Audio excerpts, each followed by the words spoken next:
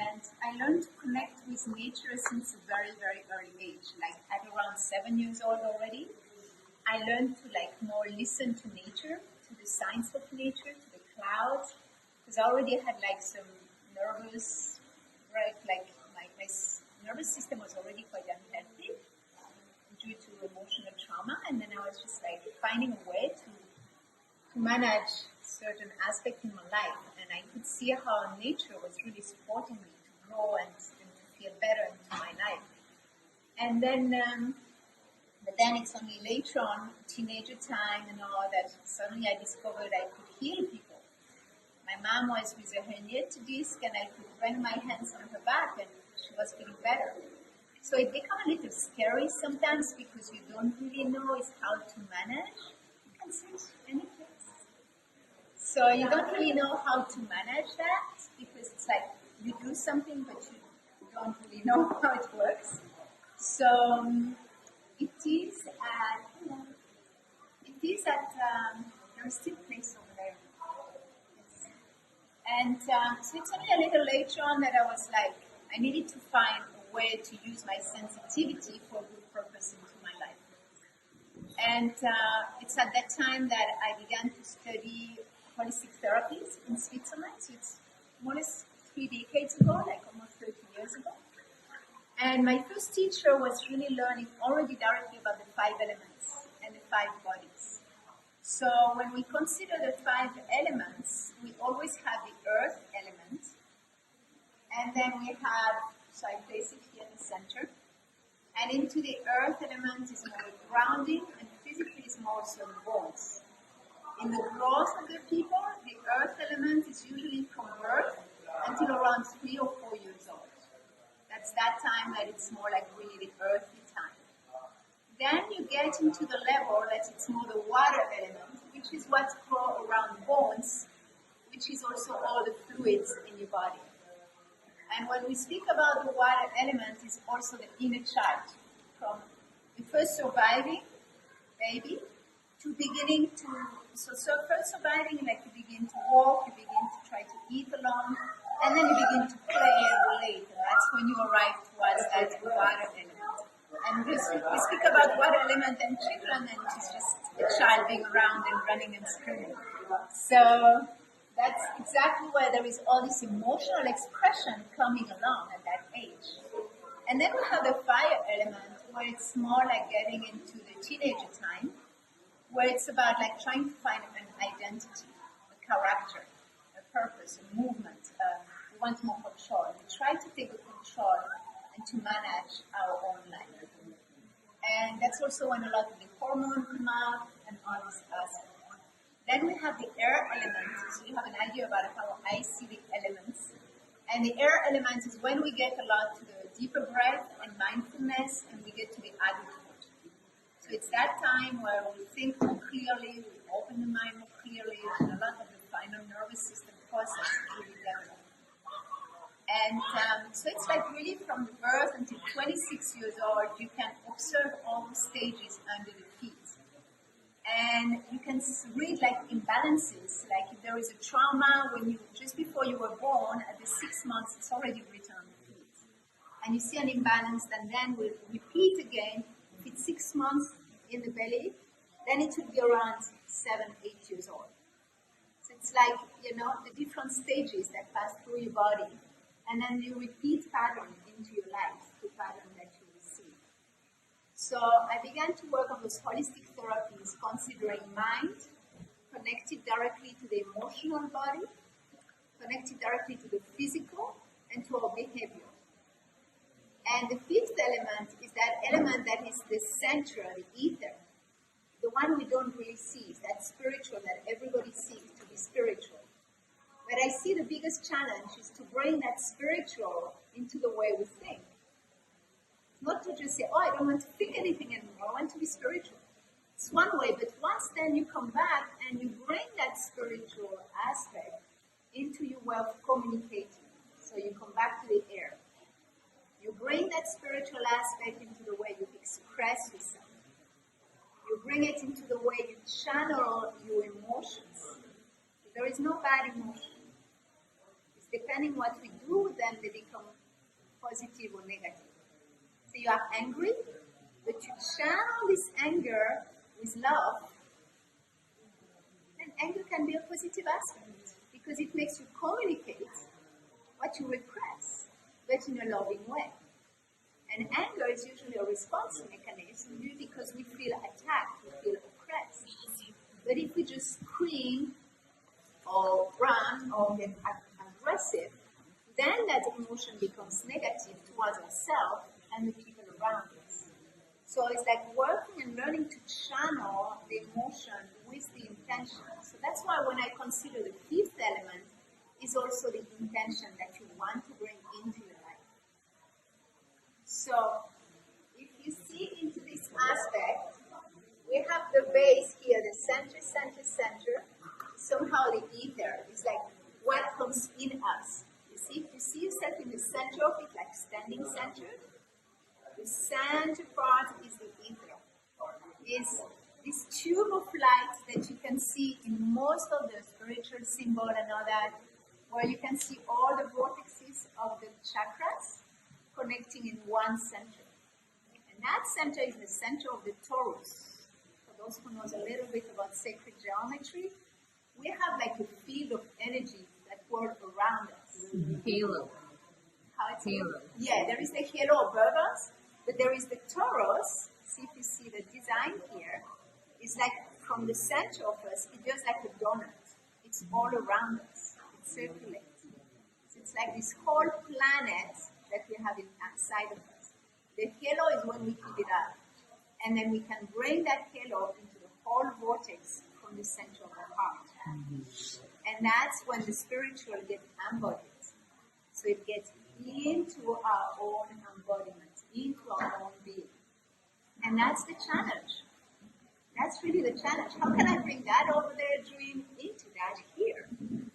And really live it into my life. So when we work on the different bodies into this approach, it's like we see this like etheric level that is right there. And then here is more the physical. Or in the physical body, it's also more the bones. But it's also what you manifest in your life. How you organize your days, how you organize your time, how you organize your space. Then you have the water here, which is more the emotional. That is more or less. So into the emotional body, it's also where most of the water. So I work with some doctors sometimes where they see a lot of enteric nervous system. The enteric nervous system is like the second brain that we have. And that, sometimes we can say that's the first brain, that's the second brain. But sometimes we'll see notice this one sometimes take over. Can you see that? Sometimes I have this one that take over that this one cannot think anymore. That happens?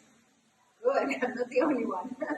So it's this second brain that we call the enteric nervous system, where is all this emotional memory.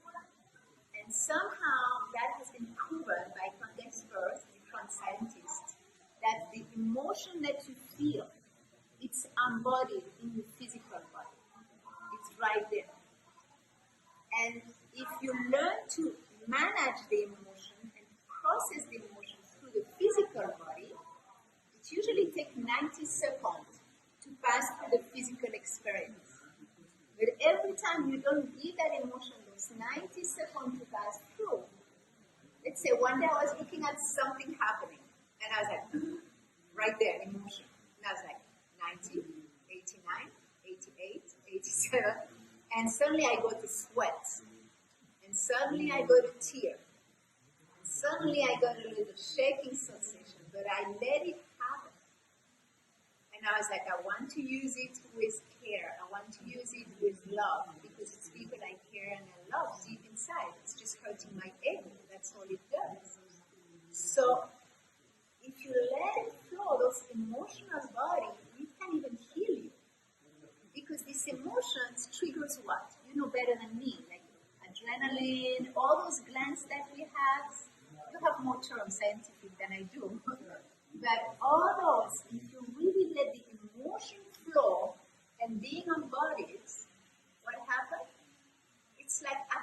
the inner pharmacy in your body.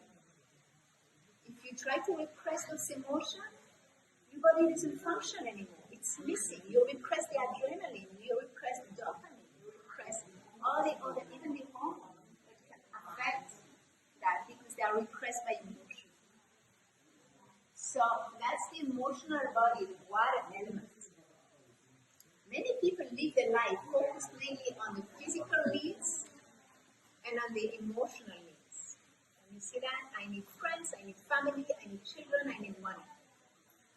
And many people live their life mainly on those two levels. But then there is another aspect that is really important. People want to go a little more to another level, which is also the fire element. And in the third fire element, that's where we have the behavior of the people.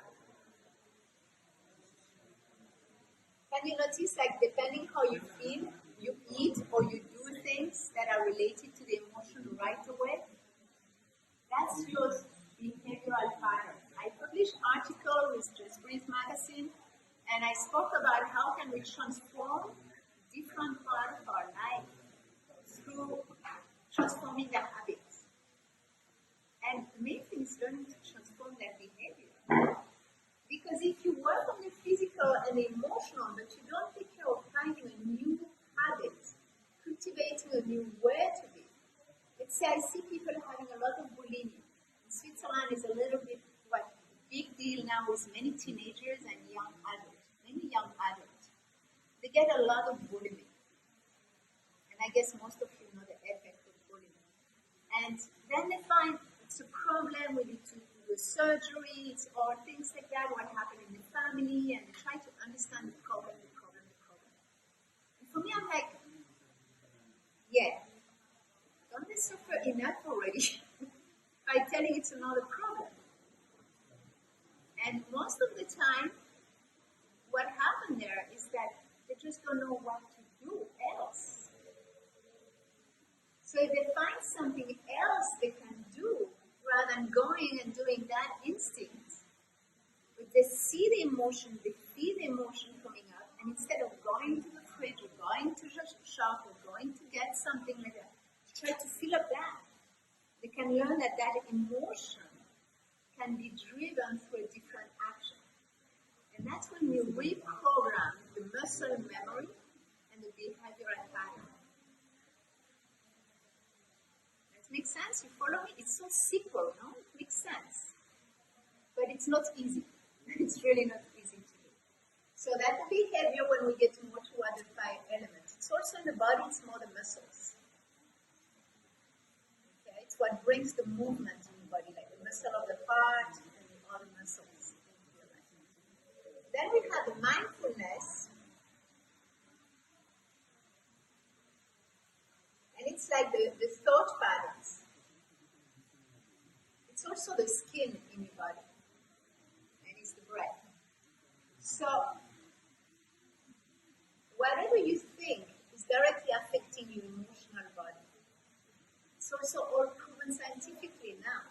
If you learn from Masaru Emoto, the scientist from Japan, Yes. that I had such a blessing to meet personally, and he went to some spring on some land also to bring the blessing in Ecuador and different places. And it's really proven that depending how you think, it can reprogram the cells and the molecules of the water. So imagine every time you think a certain way, it makes you feel a certain way. And then we're like, yeah, but sometimes I feel like that, and then I think like that. It's a bit like all of those is a bit like the hen and the egg. Which one is first? They are all complemented.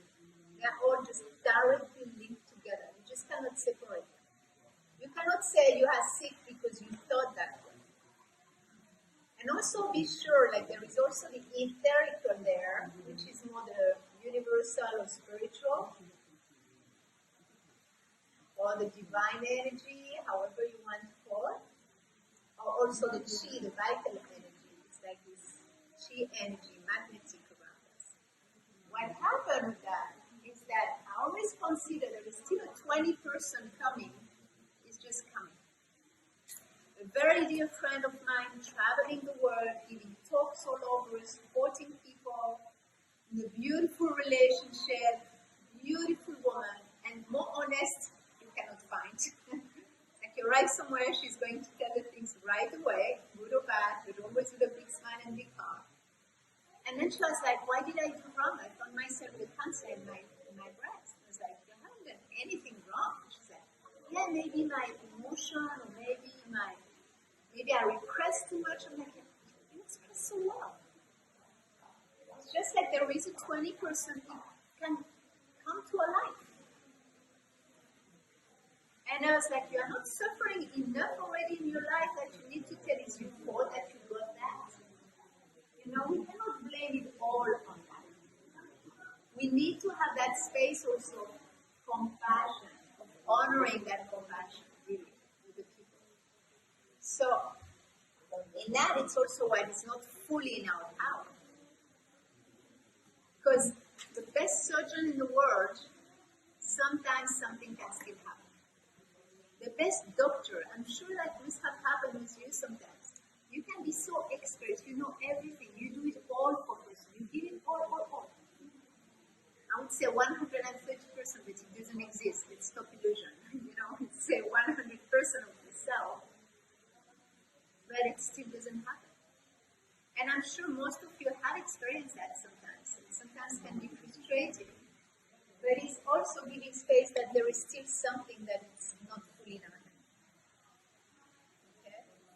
So, always those 4 levels there, that's what I work when I do the DHARMI method. We do a map. And into the map, we place those aspects. Because I'm speaking mainly with doctors here, I'm more focusing on the more internal. But then I also do a map about reprogramming in your relationships, in your career, in your communication, and into your resources. But that's another aspect of more like when we get more toward the coaching and guidance. But for here, I prefer to focus on that aspect because I think that's the one that goes on with everybody. So when we do a healing, for example, working more on the physical body, if we notice an imbalance, let's say a little stronger on one element than the other, it's different touch. So we have the touch of the earth that we work on the bones. When we want to work on the emotional, we work on the touch of the water. When we want the other one of more like action and movement and stress in the muscular level, that we need to reprogram muscle memory, we work more on the fire energy, which is more towards the muscles and usually a little bit more active. We need to work more on like very profound belief system. Usually we work more on breath or on skin. And then the ether is when we work like magnetic healing. Into yoga, we bring also those 5 bodies. People are aware of the intention. People are aware of the breath in the air. People are aware on the rhythm into the movement, fire. People are aware that sometimes they have an emotion coming along. You see, sometimes you do a movement in yoga and it's like, oof, and we feel an emotion coming. Give it the space, let it happen. And the physical, which is really like this grounding space for you, really making sure you have always a good foundation. Okay? So here you have an idea about how we see a direct link between all of them. I noticed that if I'm working with someone mainly on the behavioral or just the psychological, it's like, it's always something like the person just go away on the emotional, and it's like they come back into a space that hasn't been fully transformed. So, from there, it's like we directly make the link. What is the belief system or the thought that make you feel a certain way, react and behave in a certain way, fire, and feel physically that pain or that pressure or that stress. Personally, a personal example, I had profound pain into my hips. I could barely walk and I could barely swim, and I love swimming. even went this morning in the little pool there to do 80 times back and forth, just to make sure I would activate my cardio a little bit and find the rhythm. And it was even waking me up at night. And of course, everybody go to do an MRI and do other things, and it's really important to do all that. I tell everybody to do those things, go to the doctor, but sometimes I'm stubborn. So I don't apply what I recommend to everybody sometimes, and I first want to see what can I do myself. So I trained a few people in that system, and I asked someone, please can you guide me through one of the maps, because there is one point I cannot get. I can get my belief, I can get my emotion that is linked to the physical pressure. I could feel which emotion was related. Like every time I was there, I was like a little afraid, like it caused like a stress or fear of loss of something. Not really knowing what, but a fear was there. I knew about body reading, so I know it's more toward the left, toward the feminine aspect, the attention to the matter, the lack of emotional balance and all that. I could notice a belief that was linked to that directly. It's like I'm losing it all, I don't have a base, I'm not safe. But I couldn't see what was really in the physical, in the behavioral, in the pattern, in the movement, in the memory. So I asked someone to guide me through one of those maps. And that's when we get to the next level here. That's when we get to other transcendence. And then we could find what was the other piece that was missing. We found the piece that was missing. I looked inside. I breathed deeply, and suddenly I feel a twist in my head as soon as I saw myself. Because you begin to see the pattern, so you transcend the pattern. Once you can see the pattern in the four elements, you get to be in a higher state of consciousness. You are not anymore so physical. You don't recognize yourself through the emotion. You transcend it. Can you follow that? It takes you a moment of transcendence to see all of this. And that's at that moment, suddenly I feel at the click in my head, I felt like the nerve opening through and going all the way to my foot. I began to move, nothing anymore. And I had pain for months. I was trying to wait and wait and wait. And then that gave the click. I had to pass through a breakthrough in my life. A certain one in order to get to the next level. Can you understand the correlation of those four and fifth elements? Make sense? It's too simple but difficult to apply sometimes. Because it's hard to find exactly which one is linked to what. It's also a process that goes very much step by step. If we speak too general, we will never get to that. So I already asked the person always, like, what's really the main stress at this moment of your life? Because I consider that life is a pilgrimage. It's a pilgrimage that you learn something, and then you can grow from this experience, and then you master this experience. And then you get to another step, and you have a different challenge. But if you never pass through a challenge, through a full cycle, what happens? Your whole life is repeating the cycle. Like I met someone with chronic like cystitis and trouble like that, and then once they reprogrammed it, it was no chronic anymore. Because they reprogrammed it different way. But it could have been critical your whole life. And not only physically, but also in relationship. I met a man in Miami one day who told me I married 5 times the same woman. I was like, what?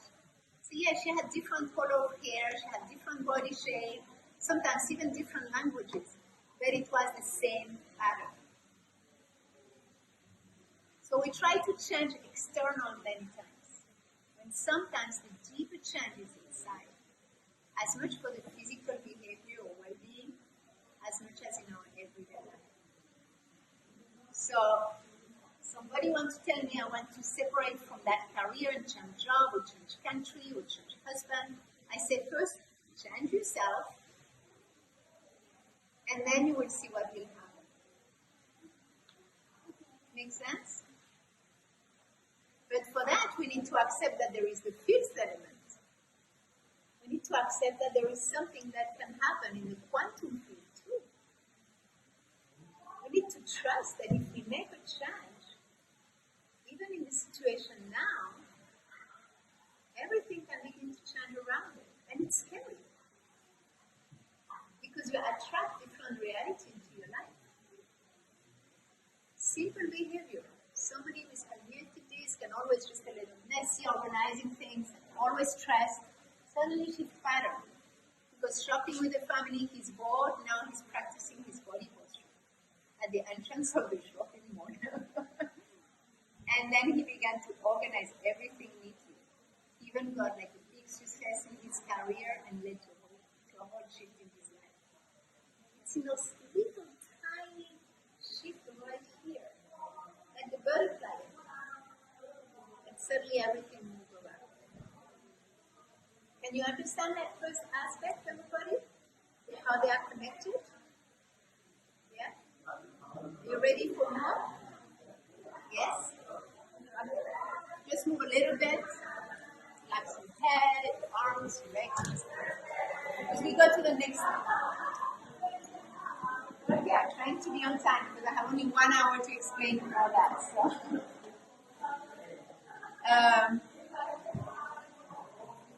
The next step is when we are going to go through the transition. And when we get through that transition, that's what I find fascinating. I was a lot doing healings. I was a lot doing reading people. I was the one who knew. And suddenly I was tired of being the one who knew. That people come to me because, Christelle, I have a bad pain. Okay, I'm telling you, you are better than you back then. Great. People, Christelle, I have that. What does that mean? And they read me. And I was like, okay, I do. I can read you and leave it as. Then I was like, I'm tired of that. People believe in me, not in themselves. So it came a moment in my life, and luckily I'm not materialistic so much because I make those transitions and those leap of faith. People tell me, can I have a session of that? I say, no, I won't do that. And sometimes the bank account say, yeah, you better do that because people just come, do it, and that's it. It's like, yeah. But I chose really to make that leap of faith. And to say, now my new stage is different. It's to educate you to find the answer. So when you do that, it's not me telling you. It's me guiding you to specific questions. And then I fill a few maps. I just fill a few maps to your own answers. You can see that? So the people already begin to see, I have them here. And then I make them look at the map, and they're like, oh my God, that's a problem. And, in therapy we speak a lot about problems, difficulty, all that. And I feel like for me it's very hard sometimes to speak about problems, things that doesn't work. And I was like, no. I want to know the next step. I want people to go out being happy. I want people to have the solution in their hand when they leave a session. Because I was feeling that when I was just releasing that, it was like you open an egg, and I come from a farm, and you have those little chicken in the egg, and I feel like I open the shell, and I have those little chicken there, and I'm like, what do I do now? Or you have a scab, and you take off the scab, and it bleeds again, because they don't know what to do afterwards. So, I was like, behind that, there is a gift. We develop those patterns as a protection mechanism, most of them. So once we are aware of the pattern, we transform that into this map here, and we see again the behavior, the belief, the physical manifestation, and the reaction or emotion.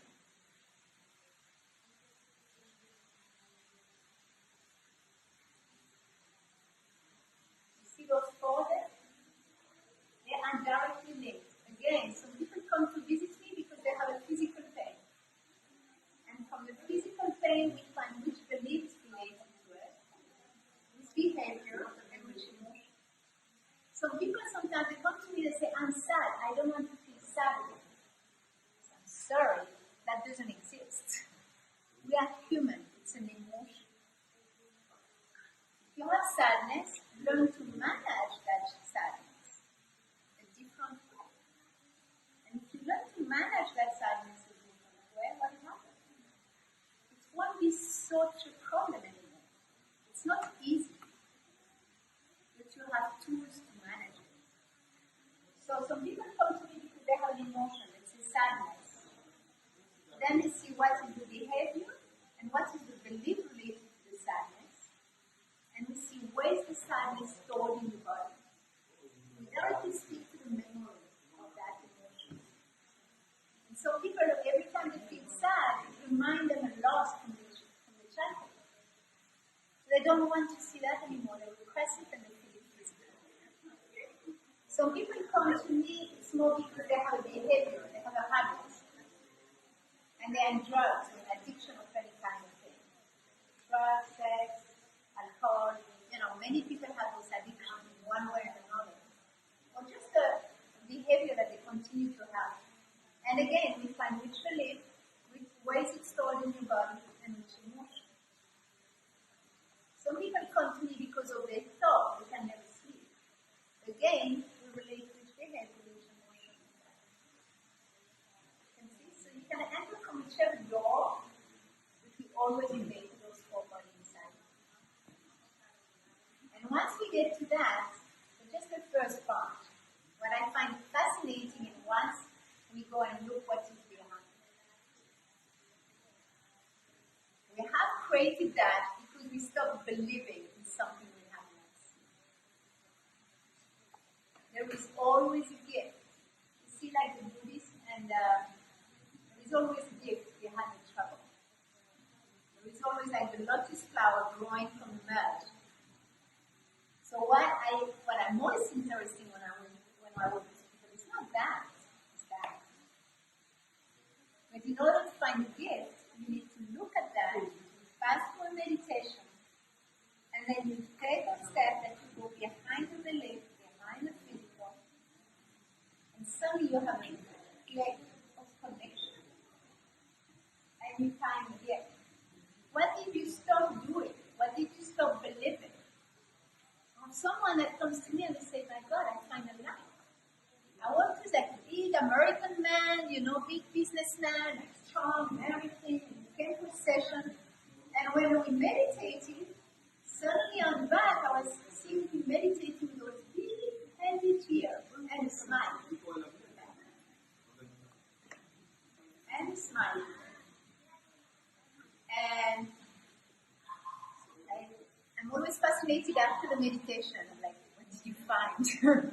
So they open their eyes, they come back, and they have found a gift behind. It's not like a gift like I am, president or Gandhi, or it doesn't have to be things like that. It can be a certain gift, like I can feel like I can breathe in a place I would never have thought I could. I found a space of peace that I had no clue I could have. But I didn't believe that I could live my life in peace. With somebody that was addicted to caffeine all the time, big businessman in the south of the Andes. I lived there and worked with people all there for 2 years. And then he did a session, and then the next day he said, what did you do to me? I said, what? He said, I was so relaxed. And I said, what's the problem? I was so relaxed. I worked less, and I was more productive than ever. More productive than ever. People stop believing that if they are at peace, or if they are in the center, actually they can be more productive than ever. Because it's not out of reaction, it's out of proaction. But what do I do if I leave the people just going home? If you just release that, there is no gift. It's like this gift. What do I do now? If we find the gift, go home and they're like, oh, I saw myself on the fever. It doesn't really help because they have to go back to work, see the family, you know. So that's why from there we always reprogram. And we create a new mantra or affirmation.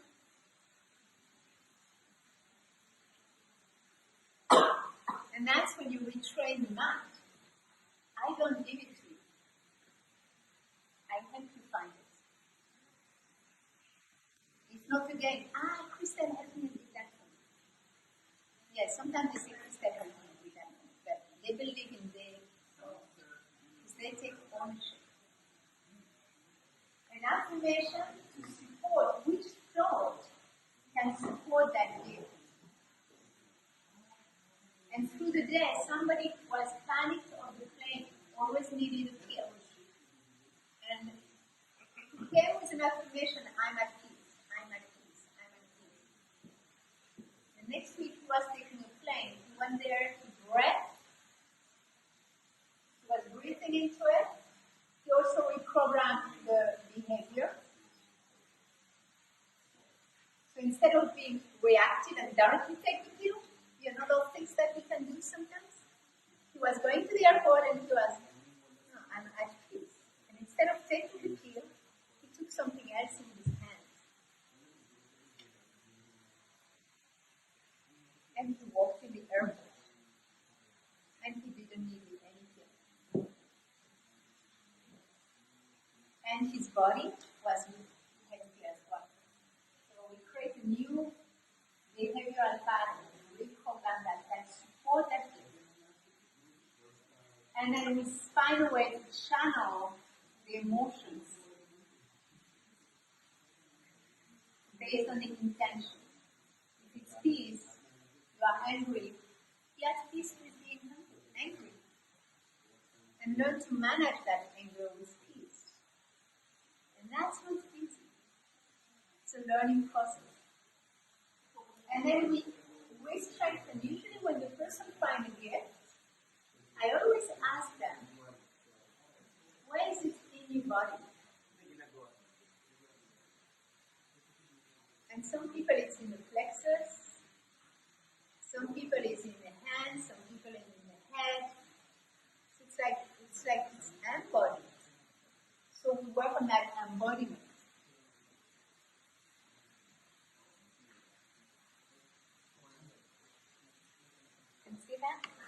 Like that gift is reprogrammed into the same map. So that gift, you come back out, we reveal that, which is a new perspective. And that's when I speak about transition of life. Sometimes people after practicing, doing it, suddenly even the tone of the voice is changing. They're like, is that normal? Some people around me told me that the tone of my voice has changed. And I say, yeah, it happens. Or the rhythm how it beats. Or your body posture. See, I didn't do more exercise, but my body posture shifted. Somebody one day told me, what did you do to me? I said, what? Again. When I buy pizza for the family, I don't want meat on it. I didn't tell him ever to stop eating meat. But he was feeling into that new place, and it was like, it doesn't taste so good anymore. I don't feel like it. See, so it's really like navigating transition, and that's what we do the DHARMI method. And I also offer here the vortex of energy meditation, which is a little more simple, but always based on the same principles. I offer also the DHARMI yoga, which is integrating and working with those 5 bodies. And then I have a curriculum. I can also offer continuing education with the 5 elements touch, with the reading of the feet. So you can do a foot analysis when the people enter and see this correlation of those elements. But the main thing here I wanted to present to you is that specific methodology of how we can transcend that. That makes sense for you? Do you think it's possible to do that? And that's what I call holistic in my language. So when I consider holistic, it's like you really program all of the 5 elements within you. And from there, what is really interesting is like you see that book here, you see with that transition cycle, we always have catalysts in our life.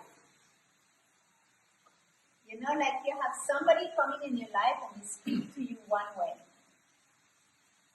And then you answer to them that way.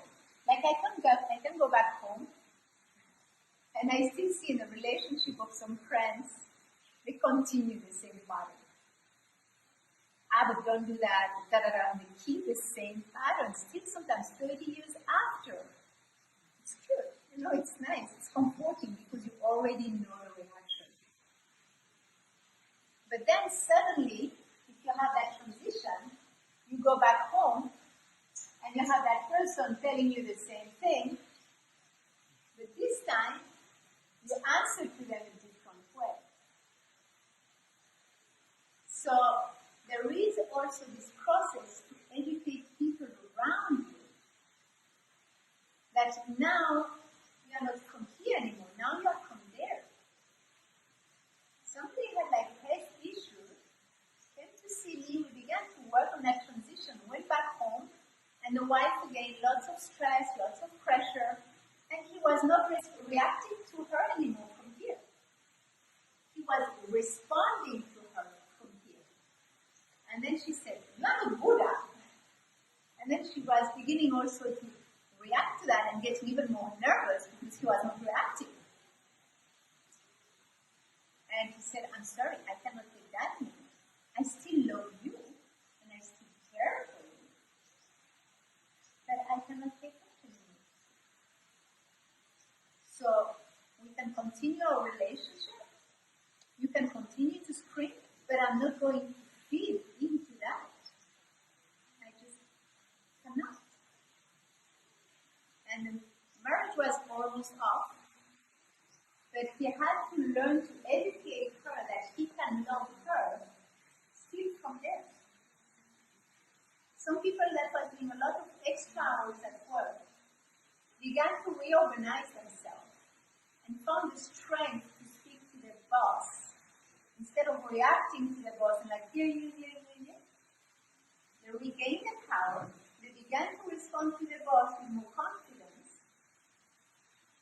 They were aware of the breath, they were aware of the posture, they were aware of the illness, and they were aware that if they were speaking from there, they were feeling better.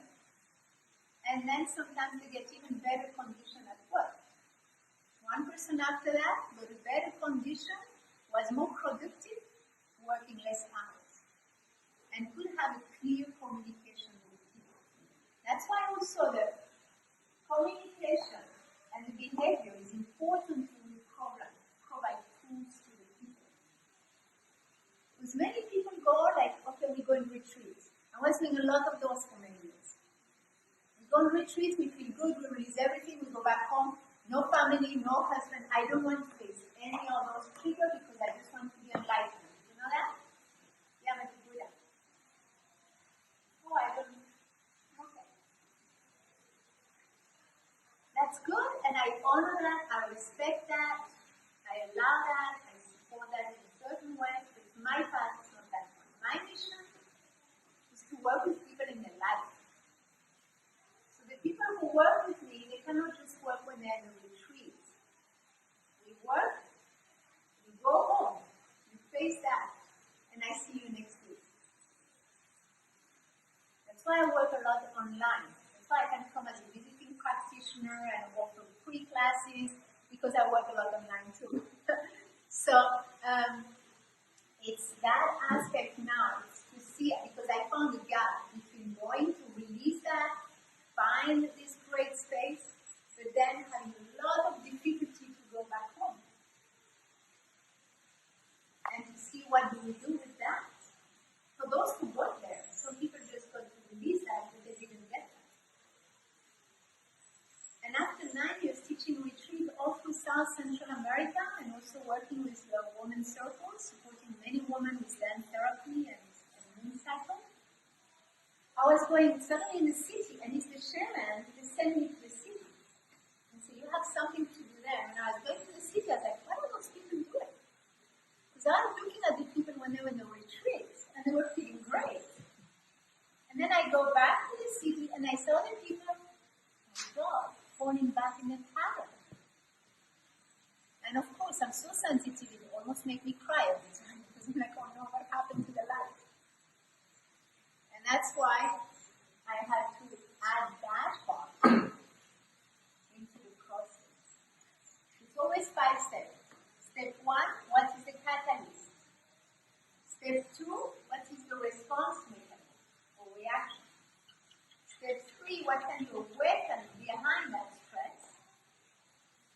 Step 4, what can you reawaken and reprogram? Step 5, how can you bring it back into life and into the life of other people? And 5 in my numerology is my mission, so it better be 5. And all is based on what? 5 elements. So, that makes sense. That's when we do an inner journey. Many people ask me, why are you now? 2 weeks ago, in Costa Rica, in Florida, in Switzerland, I ended here, it's cool. But it's like, it's not about why you physically for me. I'm more like, oh, I'm with this kind of people, I'm speaking with them, we are sharing this experience. For me, it's not so much why you physically. It's why are you here? Which frequency are you today? So when I ask somebody, where are you? It's more like, where are you in your mindset? Where are you in your emotional being? And that's what I find is the most important. Because you can be in the center of the city in Manila into a high frequency, and some other people could be here in a lower frequency because they still accumulate all the stress. Of course, after a day or 2, they already go up because the power here is magical. And all the support, all the treatments, and it's so important to see the complementarity. I see that this methodology is an excellent complementarity with medical support. As many people, they have that so strong they cannot see. They first need to have a massage. They first need to have a very clear medical assistance. And everybody, I always suggest that, have your treatment, work with people, work with a healer. You need a tribe around it. Because that gives comfort. And it's hard to pass through that if you don't have like a good support system. So all the course, all the medical assistance, the nutrition, the education to the people about the blood, about the food, about the habits, about all those aspects, about the hormone, all that people need also to know. Because it helps them then to see, okay, I'm awakening something, but it helps them to also find a way to reprogram that. And to comprehend also better. Because I don't always have all those. That is a job that it needs to be in complementarity. And so that's what I do with the cycle of revolution. This is a book that it goes to a certain level because I was like having 10 manuals of teachings. And then people who are learning about it, they say, how can we speak about it to the people? So those books, they teach what people can get and understand. It's not a beautiful book that you read with a nice spiritual story. It's more like you process, you think about it, you see what happened in your life, so you read a little bit, and then you take a break, and you read a little bit. And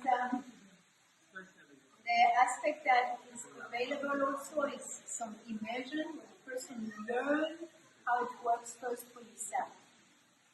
I usually never offer training if somebody don't first experience it for themselves.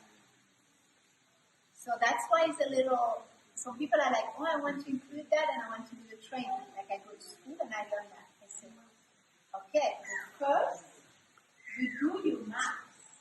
And there are 7 maps into the journey. First, you experience, you feel it, you live it for yourself. why the first stage in the training is your immersion. And as you do your immersion, you notice how your thought, your physical, your emotional link, and you find those points, then you're like, yeah, I get it. It's not a teaching I can teach in linear. It's not something that anybody could just get if I teach you like a school, like a typical academic school of healing or transformation of coaching. You need to live it and open it to brain and open the 5 bodies for the experience.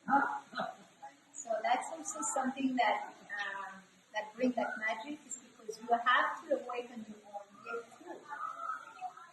And then when you go there, you're like, oh, I feel it, so now I can guide somebody also to the experience. And all the programs, we can do them online, at distance, and then I travel, so also meet people along the way. But it's a perfect complement with different approach of medical experience with that. Do you have any questions?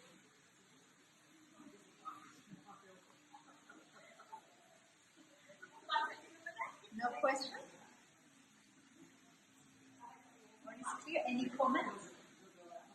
Something you would like to share from what you have heard now? No? What did you understand through that? What was really affecting you the most? What did make really sense for you?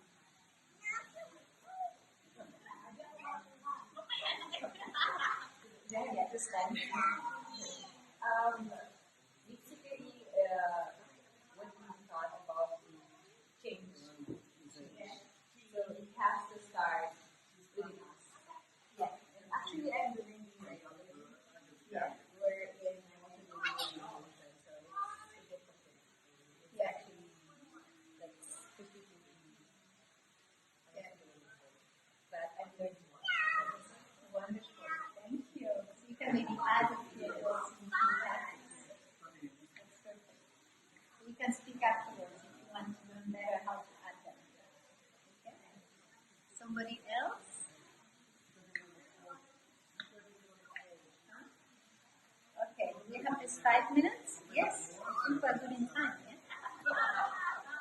But we do that. Time. I know you have to all of yes? You mentioned a story about a guy who was very cluttered, Yes. and was very disorganized, and suddenly he changed.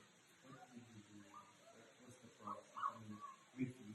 The process was first to notice what was his behavior. The behavior was to just get things all over. So it was, and the belief was like, it's not worth it, or I'm not worth it. It was always like I have to run, do other things for others, but it's just like I myself not so much. And into his emotion was like a lack of care, like a bit of, how do you call that? Not really depression, but a certain laziness that was coming with that. And into the physical, that was like the emotional laziness that was mainly also in the lower back. Because he was never completing the cycle. He was doing a little everything, but never really like settling in anything. So that was the first part. Once we got those 4, we went deep inside through this meditation. And then from there, the person was like clicked, and he had like a feeling of connection with his navel, with the navel center. And at that moment, it came to him like, wow, I am, like I'm not alone. Made him feel like he was belonging to something. And that was interesting. I was like, that's coming out, you know. It was a sense of belonging behind that. But somehow he had a laugh. We had no clue about that before we went through the process. And once he found that sense of belonging here, and not being just all over, he came back and reprogrammed. And he was like, when he was doing something, he was doing something. And we found a new affirmation, because I belong.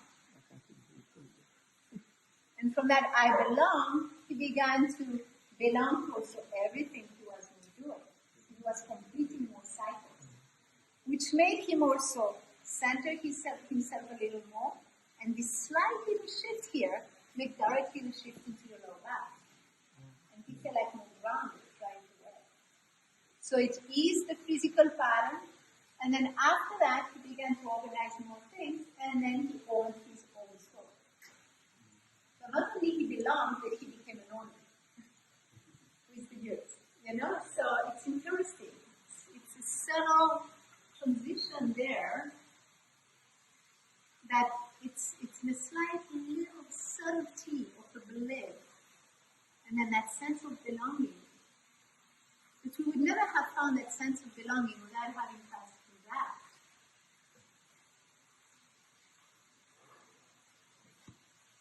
So that particular example, what was the time frame? From the process, usually I do 7 sessions. So each consultation is about an hour. The first one is really being aware of it, and we work more already on the first level. Then a second session, the third. So it usually takes around 2 months to get to the whole cycle transition, 2 to 3 months for a transition. Sometimes after the first one, there is already a relief. There is already like, people sometimes do just one, and they already feel a shift. But if you really want to get to the strength also to face those external stretch and be stronger into this external catalyst, then it takes longer.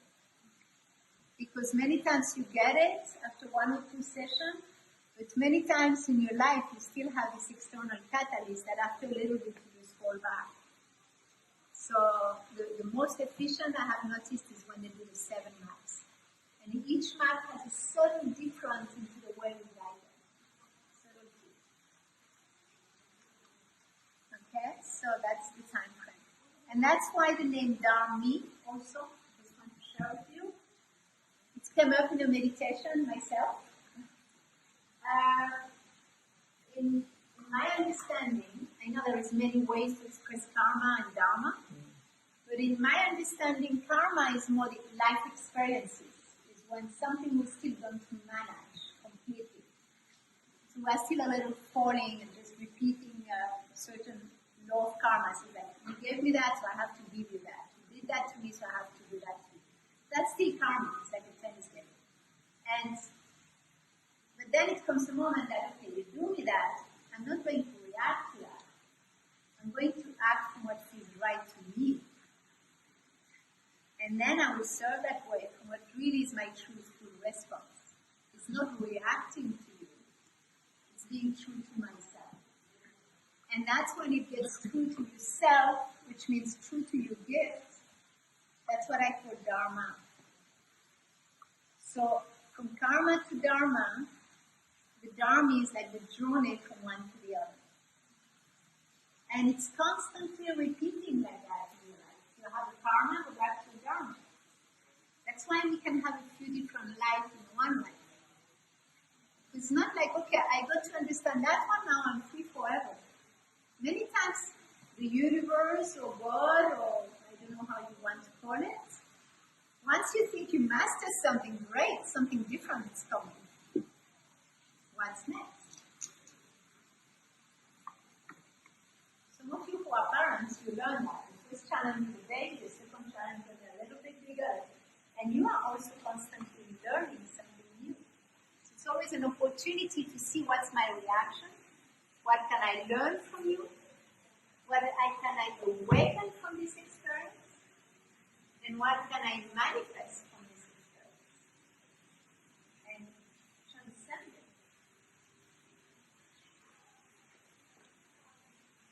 Okay? Okay. Are we all good? So let's just take, we still have 5-10 minutes. Yes?